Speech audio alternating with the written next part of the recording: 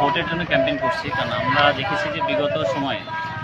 3 March যেমন বাংলাদেশের রাজনৈতিক দলগুলো ঐকমত্যের ভিত্তিতে 84টা সংস্কারের অধ্যায় হচ্ছে সংস্কার হবে, যেটা একটা মূল হচ্ছে মোট 166টা সংস্কার হবে, যেই সংস্কারগুলো বাংলাদেশের জন্য জরুরি। বিগত সময় আমরা দেখছি যে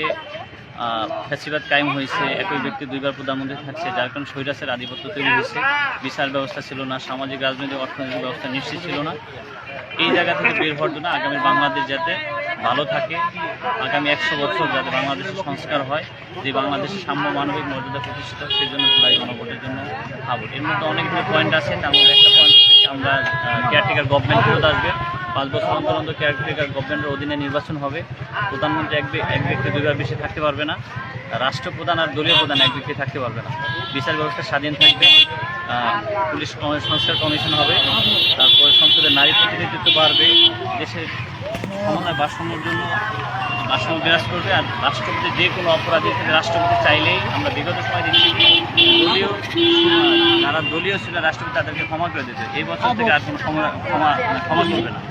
এই জায়গার জন্য আগামী বাংলাদেশ সবার বাংলাদেশ হওয়ার জন্যই জুলাই গণভোট পাস হওয়া দরকার, হবে। আমরা মানুষকে জনসচেতন মানুষ হিসেবে এটা করতেছি, কারণ রাষ্ট্রে রাজনৈতিক দলরা মতামত দিচ্ছে, জনগণ যেটা মতামত দেয় এটা পাস হবে, আর জনগণ এটা বুঝে শুনে দেওয়া দরকার, যেন আগামী বাংলাদেশের রাজনৈতিক এই পরিবর্তন একবার খাবার পাস হয়ে গেলে যাতে চাইলেও কেউ সংবিধান পরিবর্তন না করতে পারে, জনগণের মতামত নেয়, তারপরে গণভোটের ব্যবস্থা করে, যদি বড় কোনো ম্যাসিভ পরিবর্তন দরকার হয়। এখানে আমরা মূলত ধন্যবাদগঞ্জে আমরা করতেছি